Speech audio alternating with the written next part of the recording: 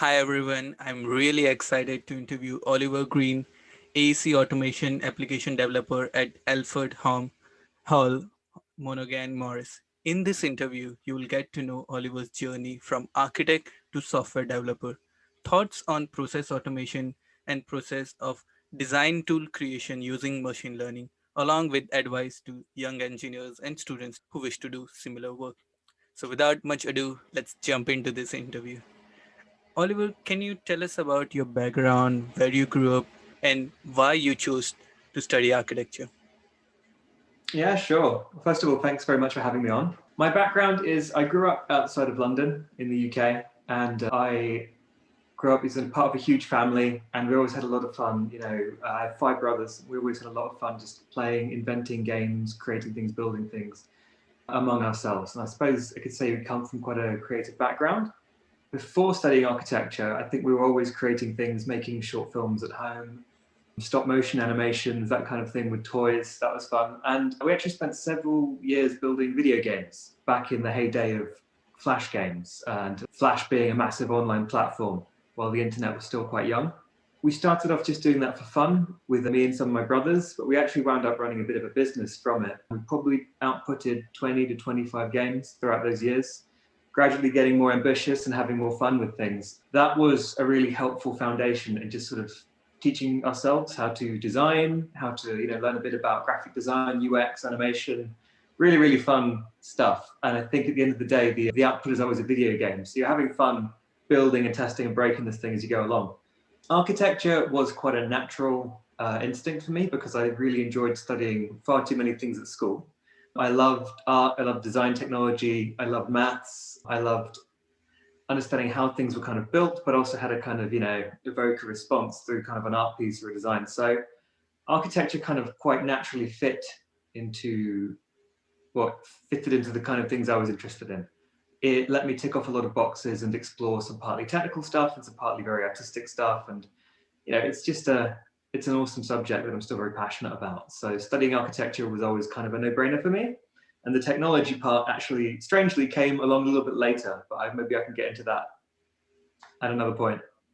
Mhm. Yeah, that's quite interesting. Are there any highlights from your undergraduate or master study which shaped your philosophy? I had a lot of really awesome tutors. We had some very nice trips. I mean, they're always very inspirational places they take us to Copenhagen or sort of to Venice or Barcelona. I was particularly taken always with, and I'm not the only one here, with the works of Gaudi. We were taught quite a straightforward modernist architecture, which is, quite like clean Swiss boxes. And then seeing something like the works of Gaudi kind of really, blew my mind. I was sort of really taken aback by how creative and evocative sort of the architecture could be, how free it could be. And I think that informed me a lot in terms of sort of my own designs. I sort of wanted to try and take what we had architecturally locally to where we were studying, which was in Wales, and try and create something that was equally expressive and evocative and captivating as what I'd seen there in Barcelona. I see. Can you walk us through how does a day in your life look like? It's mixed. It keeps me on my toes. I mean, there are some processes or there's some periods where I wind up spending a lot of time alone, coding, Googling things, figuring things out, drawing sketches, understanding a particular process.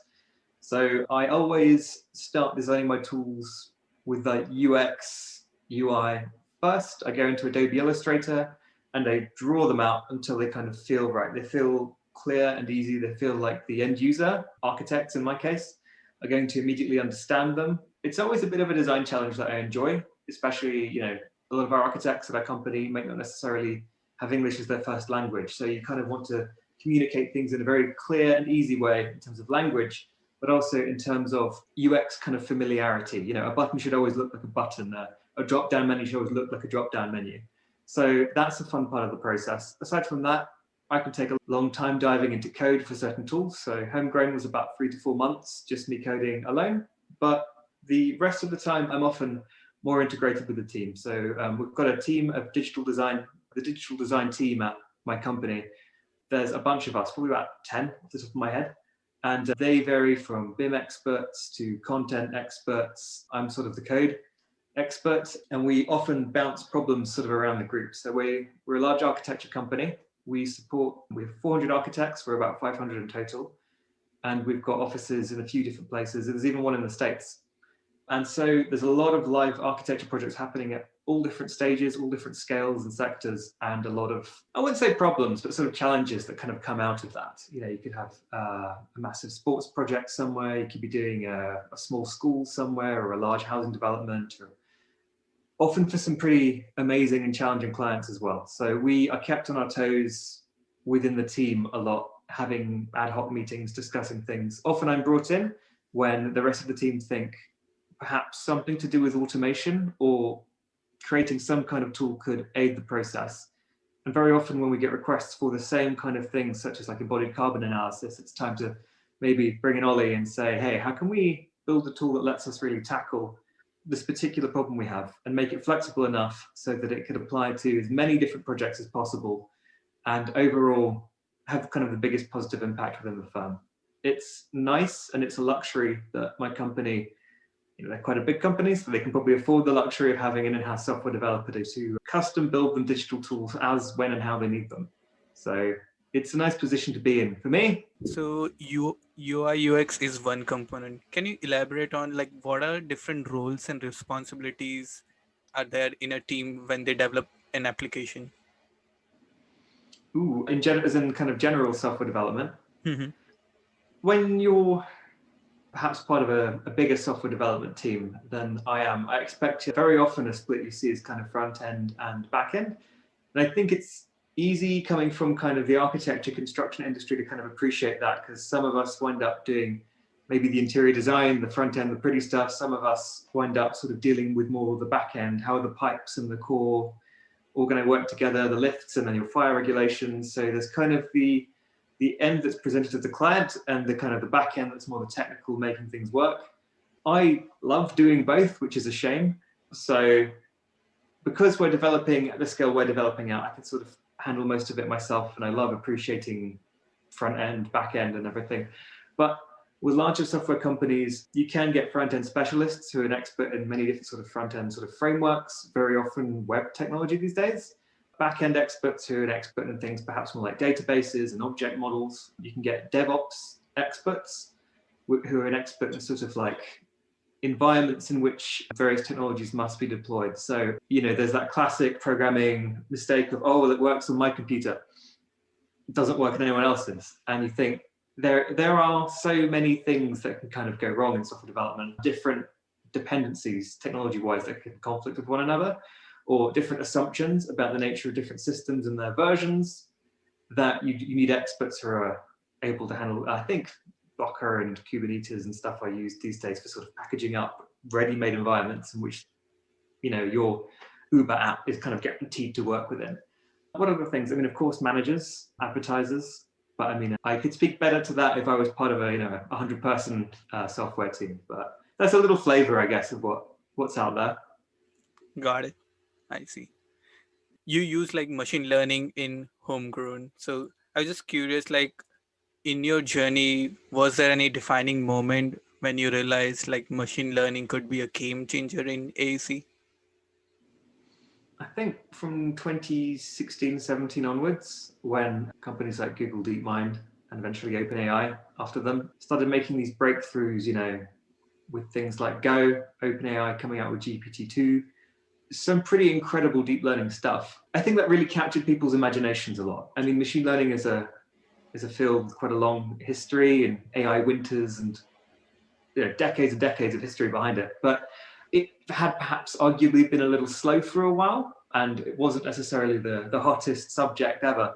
But then when these sort of deep learning breakthroughs came about, perhaps 5 years ago or so, and they kept coming out with new technology after new technology and achieving kind of new milestones, then I think it became really interesting for everyone. And there was a lot of hype, a lot of marketing, and sometimes it could be a little hard to understand and appreciate what's actually going on, what actually matters, and what different kinds of AI there is when you're kind of constantly reading sort of press releases made by companies. So it became very important for me to not just lie awake at night and worry if AI was going to take my job. But I thought, hey, let's actually learn about this. Let's do a course of formal study. I was very lucky that my company were able to support me. I did a course with Columbia University, the Emeritus Institute. They did a summer course over 12 weeks, all about applied machine learning, which is taught by their faculty. It was really, really awesome. I love it and I'd recommend it. It was taught entirely in maths, which was unusually tricky. I mean, I think it was really nice to understand the mathematical kind of underpinnings of a lot of the machine learning techniques that there are. And the course actually kind of, in order to pass the course, you had to code your own version of sort of classic machine learning algorithms and then submit them and get them right. And they'd have to come up with the right results. That was a nice sort of applied way of really trying to learn and to understand the algorithms. And in that, there was a lot of linear algebra, some calculus, and a lot of statistics. That was important for me to really understand, instead of just doing sort of a, going through a Medium article and copy pasting the code and, oh, it works, I've trained a model on a data set. I wanted to go a little deeper into it and kind of appreciate what I was and wasn't doing, which sometimes the very optimistic press releases you see don't always give you that full picture. I see. We will discuss about your professional work. And can you walk us through the process of creation of your tool Homegrown? What was the approach, challenges faced, and final output? There was quite a few, not all of them technological. I initially had the idea for Homegrown talking with an old friend from university, and I thought this is an absolutely genius idea. I love the kind of the core question, which is, can we reuse our apartment designs sort of as architects? That had been, I guess, forming in my head for quite a long while. I was really interested in volumetric modular, robotic automation, these kind of more industrialized ways of sort of creating homes. When you look at apartments in London, we have quite a mature residential development industry. And you do sometimes get the feeling a lot of new developments do seem quite similar. And you just start thinking like, can these be systematized, automated? And I did work for a large residential architecture firm beforehand, which their output is almost entirely brand new build apartments and houses. So the questions were sort of percolating there for a while.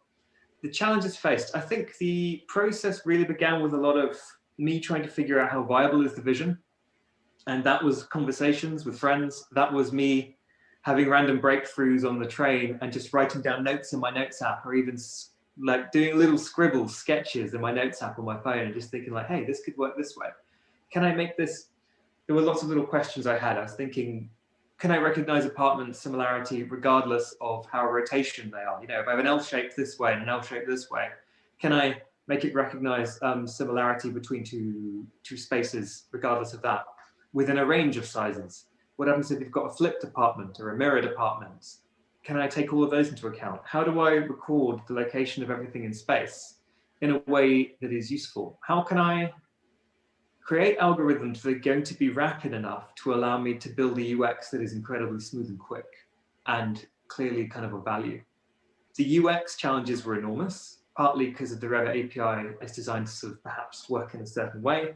And I wanted there to be a 2-click, really, really simple, really smooth, minimum number of requirements for the architects using the tool. In terms of algorithmic challenges, the biggest algorithmic challenge I had, which I go into in the paper, was there were a few. How to lay a grid upon an apartment shape in the most sensible way possible. Rotating calipers, or sort of minimum size bounding box, is a sort of a very common approach, but I found for certain edge cases it wasn't necessarily super intuitive. And I think the question of intuition is very important when dealing with designs and what is right. When you're building a design tool, it's kind of got to chime with what you internally know is kind of right. And you can kind of see that. So if you take an apartment of any particular shape, very often the walls laid out within that apartment are orthogonal. And so there is an inherent understanding, there's an inherent kind of logic of kind of the way that shape is to be subdivided. So I wanted my grid to sort of work with the same assumptions about the right way to subdivide geometry and sort of align with that, regardless of kind of any shape or any rotation it came across. And of course, algorithmically, it had to be fast, because we've got to do this analysis very, very quick. So I wound up coming up with a technique in the end, which I call kind of dominant vector or most popular vector. We just take all the outlines of sort of an apartment and we measure, if you like, the angles they're at, the vectors that they're sort of facing in, and you group them all together. So if two vectors are kind of parallel, you think, okay, well, you go into this group, if two are going this way, you go into this group, or what have you. And in the end, you calculate the sum length of all the groups, and you go, the group with the longest length, that is the dominant vector. And almost always that winds up being the vector upon which you can kind of place your grid, your orthogonal grid. So having placed my rectangular grid around the apartments, then it's very easy to just say, I've got a U-axis and a V-axis. I can measure everything in space in relation to those two. And that becomes very important later when I want to, translate something of this size and this rotation over here to something of this size and this rotation over here. Mathematically, you're still just using the same numbers that you had stored for this one and throwing them over here, and they get translated to that new space. So that was a challenge. It was a bit of a statistical challenge. So Homegrown works by by measuring similarity of 11 different features. These are our 11 secret herbs and spices, and some of them are more important than others. So we've weighted them using machine learning to figure out the ideal weights for those. But doing certain comparisons is actually fairly straightforward. So if I was comparing one shape with another, what I did is I sort of subdivided, I put a grid on that shape for the apartment, and I was able to figure out, where you were inside the apartment or where you weren't. So that was sort of a simple matrix. And then if you took that and you took the matrix of another apartment, you can overlay them, see where they agree and where they don't agree, and you can get a number that relates to the similarity of those two shapes. For certain measurements, it was actually quite hard to understand how to say statistically they are similar. 1 being perfect similarity, 0 being complete and utter difference. If I was to look at the sizes of the apartments and say I've got 65 square meters and 66 square meters, how do I know that they're similar? Because I haven't really got a natural range on which to say, this is perfect, this is nothing. So I had to use statistical techniques based around sort of an assumption of a normal distribution. So assuming you've kind of got a bell-shaped curve of distributions for larger and smaller apartments, and the closer to the mean, the more you have. I had to kind of cook that up, which in the end worked pretty well. But I don't think it was necessarily the ideal statistical technique. Sometimes you've got to figure out, this is 99% good enough for me. The final big challenge with Homegrown, and this is the biggest headache of all, was recreating the position and orientation of all the furniture and all the bits and pieces in the apartment, regardless of the orientation or flipping or handing of the original apartment and the target apartment. So if I've got a chair over here in this apartment, and this apartment over here is actually rotated, and it's flipped, and maybe it's handed, how do you figure out how to orient that chair now in that new space so that it still maintains the same logic? That was 2 to 3 weeks of just being very patient, sticking with it, and honestly a lot of trial and error, and eventually it just worked. But that was probably the hardest part of the entire development of Homegrown, was getting that to work. And don't ask me to do it again ever. I'm not sure I can, but phew. I see. That's quite insightful to know the thought process and the challenges you had. I would like to go a bit deeper on the deep learning side of the whole application. What was the input, output, the model architecture, training time, if we can share. I can talk about it. So I used a lot of classic machine learning techniques. What I studied was an applied machine learning course. So actually it doesn't cover deep learning. There is a separate sort of deep learning aspect, or there's a separate deep learning course offered by the same people that I've not actually taken part in yet. The machine learning techniques were things like recognition of similarities. So we have an 11-dimensional space. And so the similarity is a weighted, you can say like a k nearest neighbors, or it wasn't. I used Manhattan distance. To measure similarity. So it's a bit like Pythagoras' theorem, understanding sort of the distance between here and there using a right angle triangle, but doing that in 11 dimensions. So there are different ways you might measure. There are different distance measures for understanding in that space how near or far apartments are to one another. Euclidean distance wound up being quite difficult. Euclidean distance was working perfectly, but then trying to translate that to a match percentage actually wound up being quite hypersensitive. So any of the 11 fields that we were looking at, if there was any disagreement that was big enough in any of them, it would actually destroy the similarity percentage match for everything. So in the end, I used Manhattan distance, which is, if you think of the Manhattan grid, it's kind of based a bit more like that. It's each feature has its own sort of particular weighting and a sort of, I wouldn't know how to put it into words. but it wound up sort of being more robust for our needs. We wanted for UX purposes to be able to say, look, this is a 99% match, this is an 81% match, because that has sort of an internal logic. Everyone's going to get that. I can't say, well, in Euclidean space, these are the 10 nearest apartments. So what we had to do is we had to train how important each of those features were. In the paper, I didn't go into specifically exactly what each feature was, but I sort of tried to tread a line where I gave some of it away anyway. If you read the paper, there are definitely hints in the direction of exactly what we weren't measuring. But we can argue that the shape matching, overall, the shape matching, if I've got an L-shaped apartment and I'm looking at an L-shaped space, that's a really big indicator that you're probably onto a good design for that target space. Things like the exact entry angle of the apartment wasn't necessarily such an important feature, but we wanted to do sort of a pure machine learning way of understanding what the importance of each of the features were. We didn't want just me to use my gut feeling and be like, well, a bit of this, I'll crank that up, or crank these features down.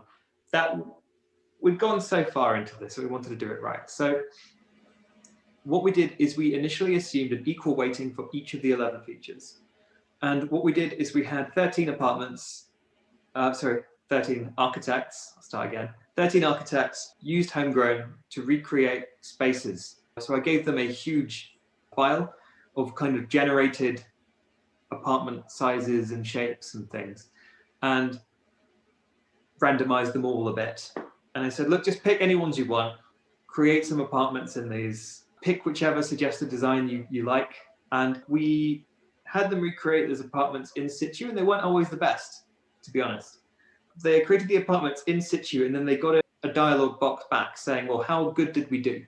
And we asked them a bunch of questions. And what was interesting is I didn't want architects to go into sort of a numerical space where they're rating things out of 0 to 10 or a star system or something out of 5 stars, because I wanted them to stay in design mode. I wanted them to stay in this kind of like semi-unconscious gut feeling approach, because as architects, when we design spaces, we don't always do it from a place of sort of high cognition. It's often, just the design makes sense? Does it feel right? And part of that is logical, and part of that I think is a very well-trained and honed gut feeling that we get through working on apartment designs. You kind of know if an apartment layout is working or not. So in order to stop them thinking numerically, I actually had them use sliders to rate different aspects of the design. Does the circulation make sense? Does the relationship between the internal and the external kind of walls make sense? So anyway, in the background, we are translating that onto numbers, because machine learning wants numbers. But up on the user interface side, we're not. We're just having them slide these sliders and answer feelings using a bit of this kind of approach to keep them in gut feeling design mode. So we have translated that data. We had 163 apartments rated into a CSV file. And we also understood the similarity across our 11 features. So we had 11 columns. For each apartment that was sort of rated, we understood how much of a match each of the features were. So, it's a great match in terms of shape, but it's not such a great match in terms of, area or something like that. And we also had the final score given by the architect using the sliders. So then you're able to see when it's performing well, these features are kind of shining through. And when it's not performing well, and actually the architects are kind of rating these things a little lower, these features are probably influencing it too much. So we used a couple of regression techniques in Python to, I think was it scikit-learn? I think was the library I used. There was random forest regression, and there was gradient boosting regression, which a friend recommended. And the idea is you can use machine learning to reverse engineer the ideal weights based on your score of how good or how bad this recreation is doing. And we just kept doing it until we achieved some kind of conversion. So the feature weights kind of began to balance out. And what was nice is the two different regression techniques that we used wound up coming to very, very similar numbers. And they actually resonated very well with what we kind of thought as qualified architects. We thought, well, this is roughly probably where we expect these numbers to lie. These are the big features. These are the features that don't matter as much.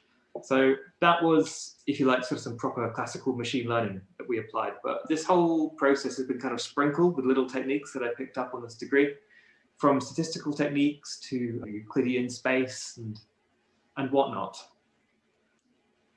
I see. And like Personally, like I was quite intrigued by the approach you use because I know it's quite challenging to identify the features and like that's whole another domain of feature engineering. So it's interesting to know your approach. So, and what was the whole duration of this application development? How much time you took? It was, like I said, it was percolating in my mind for a few months when I was going through different approaches I thought I might take. I actually wrote a proposal to the business to say, hey, can I have a few months to do this at the start of 2020. So just over a year ago.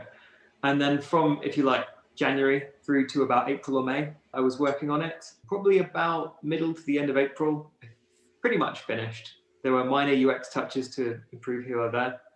And then, as is my life, I was sort of taken onto many different projects, and I didn't necessarily have the longest amount of time to kind of promote it. I really thought I want to do this in justice. I want to write this paper for this conference. I want to get a GIF out there and show people the vision. So it kind of fell by the wayside for a little while. And internally, during this time, we were doing a lot of sort of testing to understand how can we just improve the UX that bit more. How can we make it a bit more kind of robust for different shapes? Identify any problems or errors or assumptions in my code. And I didn't work on it too much over the summer. And then closer towards the conference, I had to finish up and submit the paper. And finally, it was time to really put it out there to the world. So I think the world saw it in October on places like Twitter and LinkedIn and stuff, and it got shared around, which was really cool.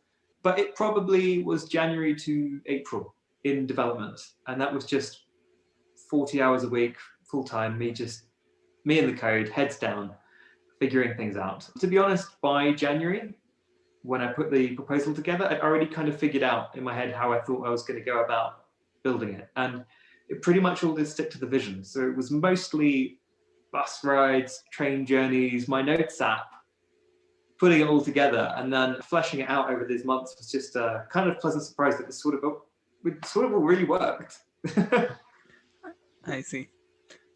Okay, and my next question is, according to you, what are the roadblocks faced by AEC industry to adopt AI? I think quality of data and having open data standards that are sort of abided by, I think is very important. Just within my experience of architecture, I think it's very easy perhaps for a client or a contractor or even a project team to say, hey, we thought we'd just start, naming these things these ways, and they just adopt and invent their own standards. Reinvention of the wheel is an unfortunate reality in quite a creative industry that we have.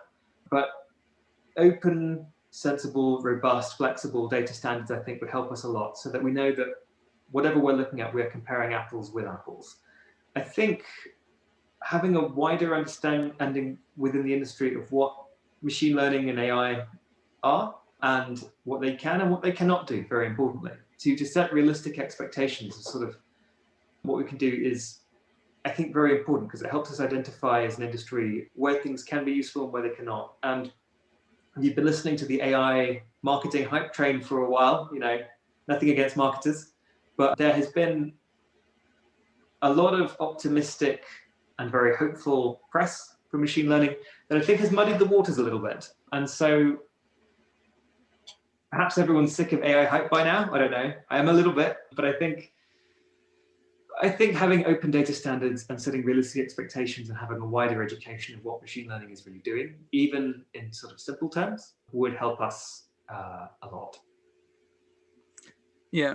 Also observing like a trend in a lot of architecture schools are adopting AI based machine learning based studios. So even it's like the awareness part is getting better. It's an amazing tool to have as a software developer. I mean, sometimes it can get you out of some problems you think there's no way I'll ever be able to code a classical algorithm to deal with this. And sometimes in engineering, you can just see some insane solutions where you just think there's no way this could ever be done by a normal algorithm. Some of the stuff coming out of OpenAI is absolutely mind-blowing and really inspiring. Same with Google DeepMind, Boston Dynamics. These places are really like impressing us all and blowing our minds every year. But it's an amazing tool to have in your toolkit. And sometimes you just think, hey, I want to dive into this out of personal curiosity. And sometimes you think it's the perfect thing for the job. Thank goodness we have them. Like I watched the documentary of AlphaGo and AlphaFold, and every time I watch it, it gives me goosebumps. It's so inspiring. Can you share some examples of how process automation and AI application in AEC? And I think we covered like some of the algorithms you use. If you want to share other algorithms which would be useful for people to keep in mind. In terms of process automation, I guess it depends what you're trying to do. For things like data standards, I'm an enormous fan of regular expressions. I think they're one of the coolest areas of code, and I love writing regexes. I think they're super, super fun.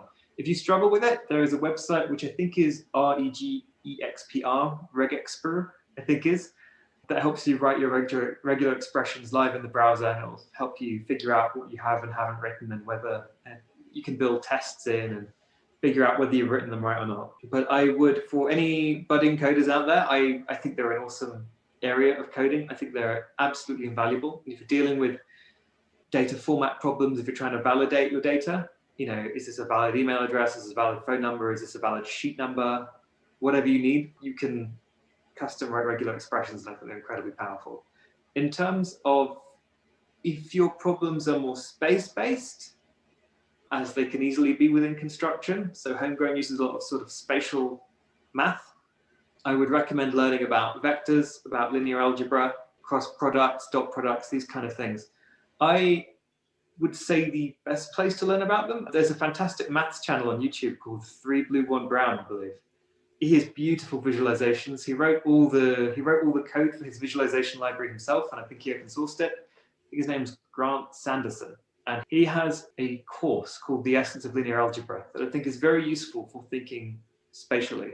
I wouldn't necessarily recommend the entirety of the course. It sometimes goes a bit deep into things like null space, but understanding how to express directionality, orthogonality, and stuff in coding and mathematical terms will help you build algorithms that understand and appreciate space. So Homegrown does a lot of spatial analysis on the target space that you're looking at, and it assumes very little. I mean, you just need walls on the floor plate, and it runs the analysis, understanding where the inside, where the outside is, what are the important key edges of the space, etc. Just using these sort of vector-based techniques. I believe the Rhino documents, I believe Rhino by McNeil put out some very good documentation on spatial maths as well. I can try and find a link to that if you like.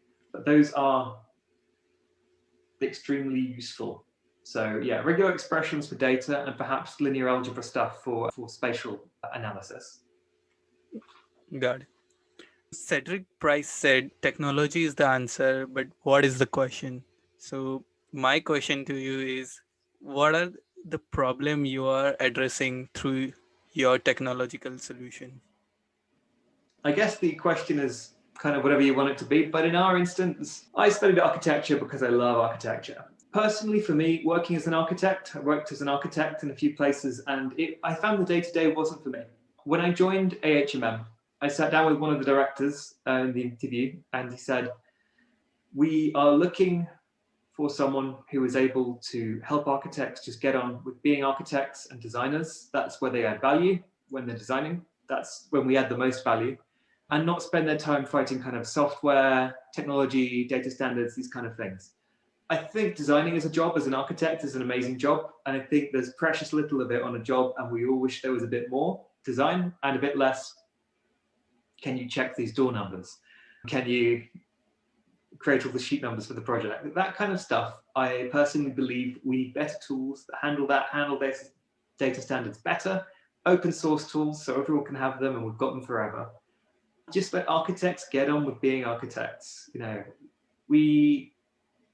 We add value when we design. The more we can design, I would say, fingers crossed, the better.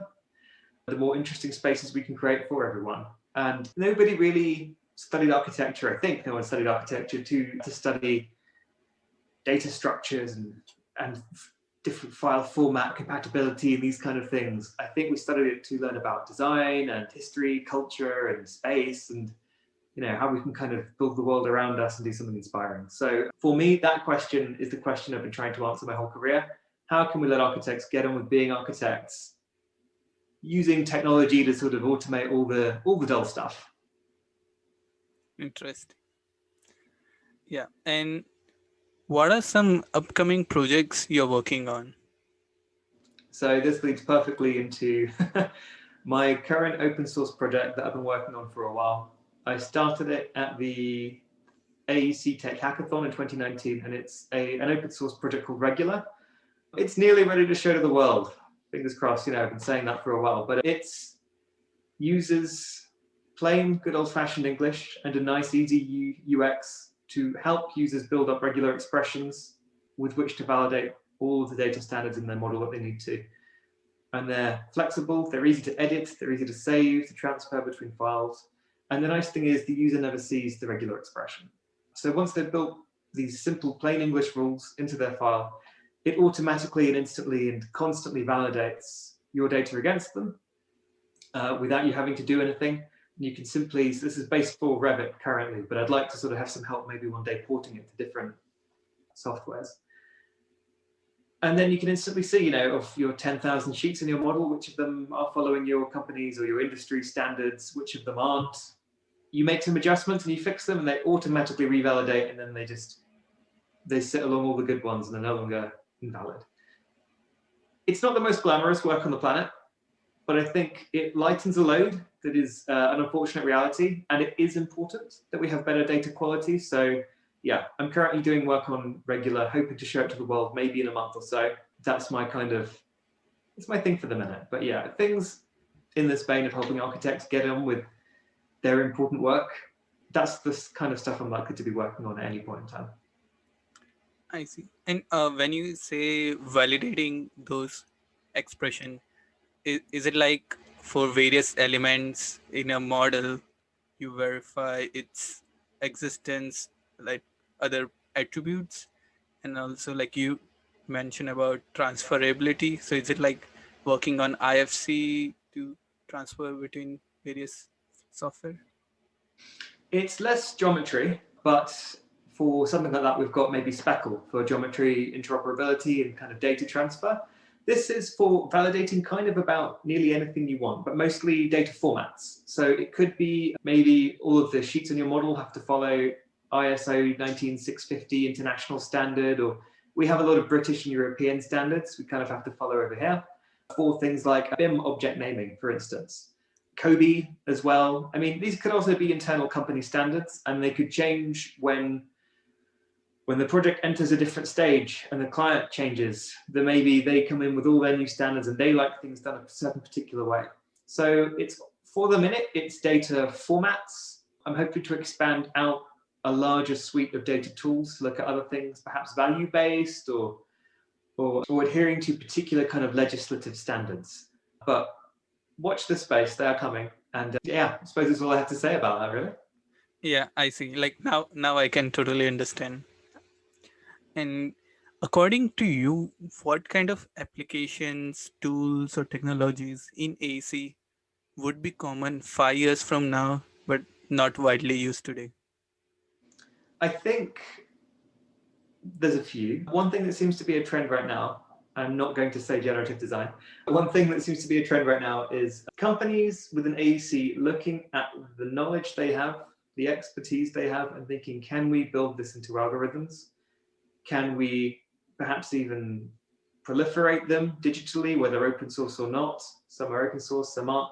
Can we make money from them? Can we commercialize them? So there are a few companies that have set up almost a new layer of infrastructure for the future of construction. There is Autodesk with sort of BIM 360, where you can use their APIs and build out commercial products. There is Hyper, which is sort of not under the Autodesk umbrella, where you can, again, upload your kind of programs, your tools, your algorithms, and sort of, as part of a wider tool chain, use them to develop, anything from sort of site massing to facades and structures.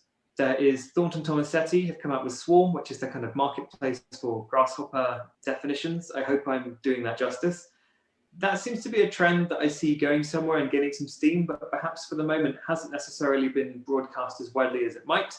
I think it's one of those slow burners that is going to get there. And it's going to be a pretty interesting fundamental shift, because most of these companies within AEC don't have a history of selling commercialized products, of selling software. They might not legally be set up in the right kind of legal structure to kind of sell products, and it's going to be a brave new world for them, and we're going to see. But it's a really interesting development that I'm keeping an eye on. One technology I see as being quite game-changing, right, recently is my old professor from Cardiff, Wasim Jabi, has created TopoloGic, all open source, incredibly powerful, really bright, insanely portable technology. He seems to be kind of putting it on a new platform every week. And that is for spatial analysis. It is non-manifold geometry. So if you like, it's a bit like these kind of architectural models when you do like solar radiation analysis, things like Ecotect, and where your walls, your floors have zero thickness. And instead, you're kind of looking at the relationship to different spaces, not necessarily a literal representation. So your walls, have zero thickness, your floors, your ceilings, your roofs have zero thickness. But instead, it's about kind of a graph of relationships between different spaces, your indoor, outdoor walls. It's more, from my understanding, appreciating a design as a series of interconnected sort of spaces and interfaces and surfaces in kind of a graph-like, network-like way. It seems incredibly powerful, and to be honest, I've not wrapped my head around it perfectly. It seems to have an enormous amount of potential, and I'm very excited that it's open source. And it's an unusual way of us all used to, Revit, Rhinoland, to think of comprehending our schemes. But I think it's an enormously powerful way that will unlock a lot of new kinds of analysis. I think if I rebuilt Homegrown these days from scratch, I might look at using TopoloGic, because the analytical potential I think it can unlock is very powerful and a lot more rapid than perhaps what my kind of brute force style algorithms could do. Finally, there is a software I've seen. So, I'm really impressed with gaming technology generally. I think gaming technologies tend to be a bit of a leading light in terms of us looking over across to another industry and thinking, hey, that looks fun. Can we make designing buildings a bit more game-like or responsive or fun or graphical? And a technology that's impressed me a lot recently has been Adobe Substance. So I've not been terribly convinced with the material creation capabilities of sort of a lot of the softwares we used traditionally in AEC.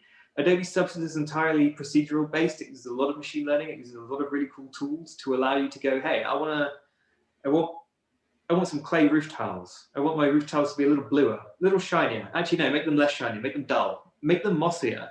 You can start to procedurally, you can make them dirtier. And it creates these incredible texture files that are, again, very powerful, very portable. But you just, like an artist working hand in hand with sort of an AI, you develop exactly the kind of materials you want there in the viewer in real time, and you can just begin to roll them out. So developing materials, I think, within architecture is, of course, incredibly important. Giving us more powerful tools to experiment more with the expressive potential of different architectural materials that we might use will enable us to not only test our designs better, but perhaps create new possibilities, perhaps get us that step back closer towards, Gaudi and his likes, create some really, really cool buildings. But fingers crossed, I don't think it's necessarily widely used right now in AEC, but I can see it easily becoming an indispensable tool that architects are going to just love to play with, because at its best, a lot of really great software becomes playful, You're no longer doing a job, but kind of having fun using it to do whatever you're doing. Mm-hmm. I see. Interesting. I haven't checked about the substance. I'll definitely check out after this talk.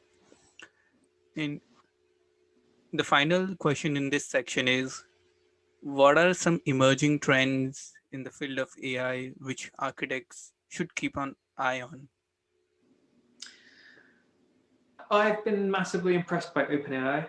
GPT-2 was mind-blowing. There is an entire subreddit that is generated using GPT-2, all the topics and all the responses and the response to the responses. It has an incredible grasp of tone. So you can use it to generate, a detective novel or kind of comments from a blog or anything you like. GPT-3, of course, the successor to that, looks even more powerful. The same company, OpenAI again, so this is sort of your Elon Musk Tesla group, have come out with something recently that uses GPT-3 to create images using a comprehension of a human given description. So they came out with something called DALL-E. I think it's DALL-E or something similar. And they come up with some incredible just examples. They say, give me a watercolor painting of a chipmunk staring at sunset in a field, and it will generate you infinite versions of that. Give me a chair that looks like an avocado, and it will generate you 100 avocado chair images, and they're extremely high quality images. They're very impressive. That I think could be a real game changer. So I think architects are going to struggle in a world where 99% of the design is done with them. But when they have these tools and they can start playing with them again and just thinking, can I describe a space and see what kind of comes back, and maybe using that as a prompt or a starting place for their own designs, I think that could be an amazing technology for architects to use in their design process. Yeah, actually, I was reading about it. It uses like multimodal deep learning where like text plus image. And like during your answer, I was thinking about the fact like many times like the institutions, organizations who are leading AI in architecture, they're using GANs or mostly on the visual aspect of design. Are there any like simulation or, for example, reinforcement learning driven behavioral trends which architects can also think about of using? I think if you know what you're doing, you can play around with GANs quite easily. There was a group, I think, at a hackathon I was at that created something. It took sort of an architectural sketch. It took a sort of a body of, I think it was mostly office buildings, images of office buildings, and it was able to generate a somewhat convincing image purely based on sort of, like a tablet sketch-based interface. That was quite fun. I like the idea of describing your designs. It's almost a bit more like you're standing behind a visualizer and say, make it more orange, make it more rusty. Can we make the top a bit bigger? And then see, so that multimodal thing I think could be a ton of fun. In terms of GANs, GANs are an incredible, interesting technology, and currently they're very powerful for generating convincing audio, video, and images. But they only ever seem to work on the surface. So, I mean, they don't necessarily have a natural comprehension of exactly what it is they've done. You might need to add more machine learning layers to kind of make them look at what they've done and understand what they've done. But for generating like convincing looking floor plans, stylistically, they always nail it. And it's a bit like how OpenAI always grabs the tone of whatever it's trying to imitate. Stylistically, they can imitate any kind of floor plan you like. If you were to say, where's the kitchen? Or if you were to say, can we make adjustments to this floor plan? It might be trickier because it's a bit of a black box approach to machine learning. It's very hard to look inside, or even if you could, to understand what actually is going on. That was an important factor actually when building Homegrown, is we decided not to go down that route, partly because A, I don't know how to, completely going to admit that, and B, we wanted there to be a level of explainability in the algorithms that we were building, because we thought architects might have a more ability to trust the tool that we built. If we could explain it to them in nice, easy, straightforward terms, and they'd kind of get it, then it might make more sense how to use it, how it's really working, what's going on under the hood. I didn't want it to be kind of some great big mystery what Homegrown is. I think hopefully we've achieved that. The paper I put out for the conference was my best attempt at explaining in relatively straightforward terms with lots of graphics what on earth we were doing and how it works. I think for AI to really be adopted by the industry, it can't be replacing designers. I think it has to work alongside them in a kind of a co-creation way. And I think there has to be some understanding of how it's working. So now we will move on to our final section, which is advice to students and professionals. Oliver, what will be your advice to students and young professionals who are interested to learn software development and machine learning? I would say there's no time like now to start if you've not started. I would say there's a lot of parallels between programming languages and real languages. I don't think it necessarily matters, what the best language to start learning is.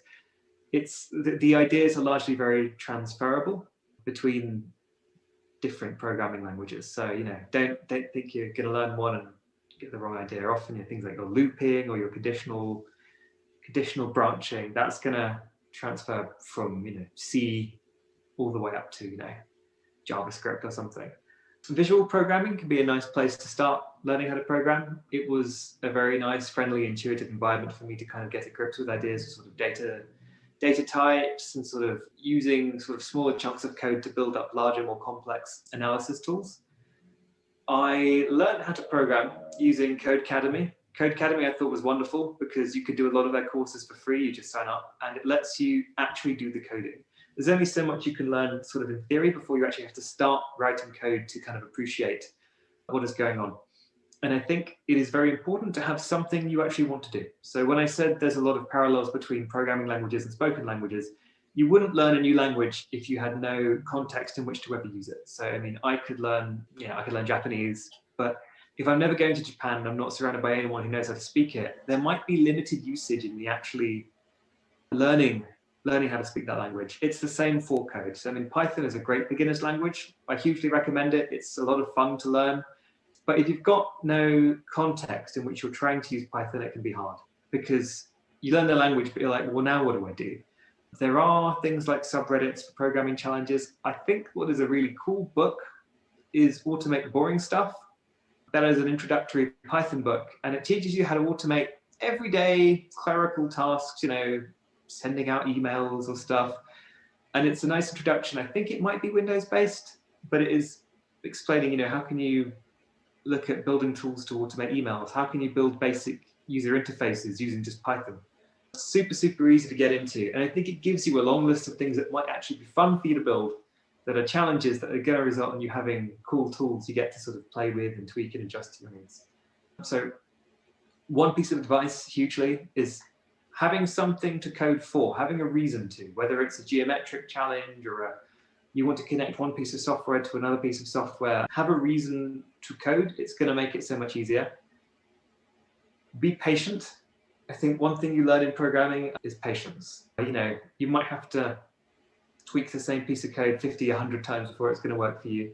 And for some of us, it is extremely gratifying and satisfying when it finally does work. And for us, that makes it all worth it, But sometimes debugging can be a lonely art. You're in Google, you're on Stack Overflow, you're trying to figure out why things aren't working, and you've just got to stick it out sometimes, You've just got to have the patience and stick with the program and just think, I'm gonna make this work no matter what. God, I really like the advice of just-in-time learning. So depending on the problem you have, you pick up the technology and tools to learn and apply it. And I know you mentioned about the course, you applied machine learning course you took in Colombia. Are there any other books, conferences, or courses you recommend to people? Conference wise, so I've been to Autodesk University a few times. I've enjoyed that. I love the Thornton Tomasetti AEC Tech that comes out every year. I have to say that's for me like one of the best conferences in AEC for hearing from experts in terms of masterclasses, hackathons, networking. I spend a lot of time online in various technical forums. Hacker News by Y Combinator, I just love that. I think it's fantastic. It's also nice to look at tech that's outside of your immediate scope. So, I mean, half the stuff on Hacker News, I have no idea what they're talking about. It could be like a new ARM build or something to do with Linux, Red Hat Linux, or some licensing argument or whatnot. But just having kind of a general understanding of the current discussions in the world of technology is very helpful. Twitter, I think a lot of people in AEC Tech are on Twitter and LinkedIn. Very often you can reach out to them, you can talk to them, you can respond to their tweets, you can send them direct messages sometimes and just reach out and become a part of the conversation and understand there's a lot of bright people in this space, and it's a small little world where everyone seems to know each other. So understanding who is who and what they're talking about and what matters is going to give you a great little window onto perhaps what the core discussions are going to be in the next year and a half, 2 years. Other conferences, Acadia, ACADIA, is an excellent conference. And of course, I can't forget to mention the Design Computation Conference. So the one I spoke at back in October, that was the first one they're running. I believe there will be more.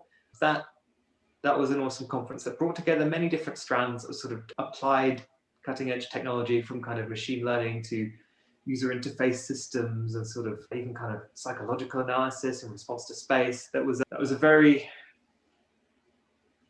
wide area of subjects being covered by that conference. That was very enjoyable. They even had people like Patrick Schumacher talking about the game development technologies that they're using internally at Zaha to to understand how to simulate users in office spaces. They've turned it into a game, and I think that's a really exciting approach, and that could wind up bearing a lot of fruit. I am curious what made you switch from conventional architecture work to software development? What were some those defining moments? Okay. I think looking back, I have a long history of tech and love of tech. Perhaps I've been a bigger geek than I gave myself credit for. So, I mean, during those teenage years, we were building video games, we were coding them, we were understanding how to build physics simulation systems and stuff, a lot of copy paste. But trying to appreciate how our games work and how to make them work better. Then in architecture school, I wrote my master's thesis. I wrote a dissertation on cloud computing and office spaces. And office spaces weren't exactly the most glamorous thing to write about, but I found actually there was a lot of potential to be unlocked in the development of cloud computing services. Finally really broke the connection that was tethering us to our desks in the office. And I think the coronavirus pandemic has shown that to be true. Even before that, things like WeWork and co-working spaces really sort of taking off showed that actually there's a lot of people these days who can kind of work from anywhere that they have Wi-Fi. So I wrote this in 2011. Then cloud computing was this kind of brand new, exciting technology. Unfortunately, it's been so successful, it's completely mundane now, and I'm talking about stuff that is utterly obvious to people. But that, at that time, was a really exciting technology that I got very excited about and I had to write about.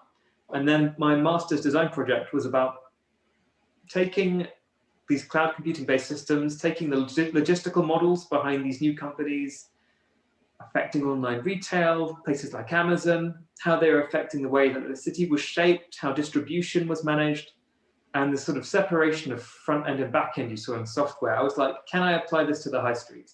So I was attempting to build a vision of the way the internet works back into physical space, to retrofit the internet onto the main streets of our cities so it worked in the same way, was as efficient, was as separated concerns, to enable it to kind of thrive in the newer digital age, make it more up to date, make it more responsive, make it more engaging, make it more user focused.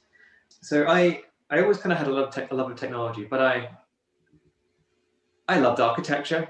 I like being an architect, and I thought, I was never necessarily in love with being an architect. The day-to-day work that we were doing, I love buildings, I love the design process and all that, but the day-to-day was perhaps not for me. I found it a little repetitive, and so I began teaching myself how to code. There was one problem, in fact. We had a bug in Revit where every time someone in our team synchronized, Revit would take a bunch of line styles and duplicate them secretly in a hidden area of the model that no one knew of. So at one point we realized there was this problem. Our model was getting slower and slower and harder to use. And we realized there were 30,000 duplicated line styles in our model, and you could only delete them in the UX one by one. That was it. So you had to manually go and delete them. And we figured it would take someone a week of full time just pressing delete to go and manually delete all of these.